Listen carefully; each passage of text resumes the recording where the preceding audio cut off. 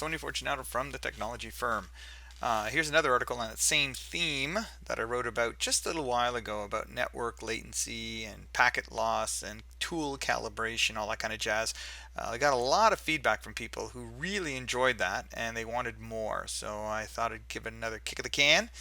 And this time we're going to measure the impact of various network configurations, and it's kind of performance testing, right? So let's just get right to it. So the goal here is quite simple. The primary goal is there a way to measure the effect of, for example, a switch or any other device when it's inserted between two other devices? And for the people who do know this technically and mathematically, when you put a piece of wire between two devices, that adds latency. And the longer the wire, the different types of latency, all that kind of stuff, right? So this is on that same type of theme, but I'm just getting a little broader. So a switch, a router, Wi-Fi, whatever that happens to be. So the secondary goal is to interpret these results presented by a specific tool. I'm using the OptiView XG. And then you could try this with whatever network configuration you have or other tools like iPerf, HRPing, Wireshark. Whatever you want to use to measure, you can do that. Now the goal here is figure out how you want to measure it. So with iPerf, you might do a performance test, right? And then do something different and redo your test. That kind of thing. It's quite simple. So keep this in mind. I'm not selling or promoting any specific tools or products, so please don't ask me for quotes and pricing and stuff. I don't do any of that, okay? And this is not the only way to test. So you'll find way better and more creative ways to do what I had just started. So let's get going. This is the Fluke Networks or NetScout OptiView XG performance configuration screen, and you can do all sorts of stuff with it. So what I do is, this is called their performance tester, and you can specify the packet sizes, and I specify different sizes, and you can also tell it to look for a certain threshold for latency, jitter, frame loss. So if it exceeds those, it fails the test. So it's quite simple. Even if it doesn't fail the test, then I can use whatever results I have for numbers. And again, I just chose this as an example, but you don't need to use an OptiView to do this. So we have a back-to-back test right here. There it is, and we generate traffic. So what does that look like? Well, the configuration results, because what Fluke does is they say, hey, wait a minute, before I do the test, I want to make sure this is going to work. And it did, so this is nice to know.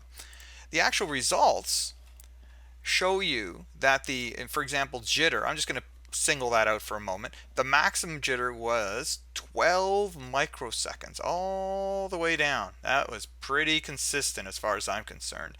And again, you might want to look at the latency and the frame loss, but I'm just going to focus on jitter right now, okay? The second test was to simply plug the same two devices into a switch on the same VLAN. All right, so honestly, the switch wasn't even configured yet. So it's just VLAN 1, the default one, and that's it. And these two devices have static IPs. What do we get? So all of a sudden, the 12s are not, see that? They're not consistent anymore. They're kind of bouncing around. So, as high as 24 microseconds, 13, 15, that sort of thing. So that's nice to know. That's the impact of a switch. The second thing I did was same switch, but now I've configured him with two VLANs, and I've put the OptiViews on two different subnets, right? So now I want to say, hey, what's the difference between having a VLAN and not? And when we take a look at this, it actually didn't change too much at all, which is nice to know. So, the effects of having a VLAN or traversing a VLAN on the same switch are very negligible, right? The last thing I did was I inserted this tap. It's called a ProfiShark. I'm sorry, it's a ProfiShark from a company called ProfiTap. I always get them inverted. Sorry about that. And this is a neat little tap that I can use to put between things. And I thought, hey, I wonder what kind of latency or jitter that this thing would add to the mix. So I measured that as well.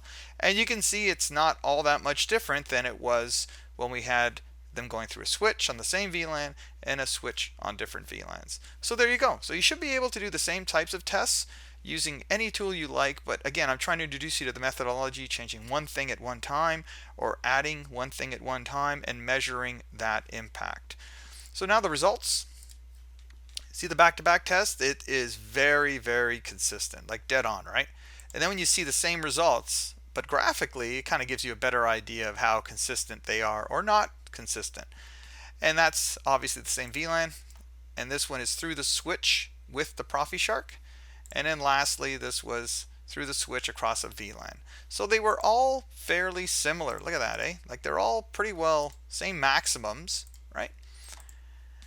And that's it. So hope that helps. Have yourself a good day. Bye for now.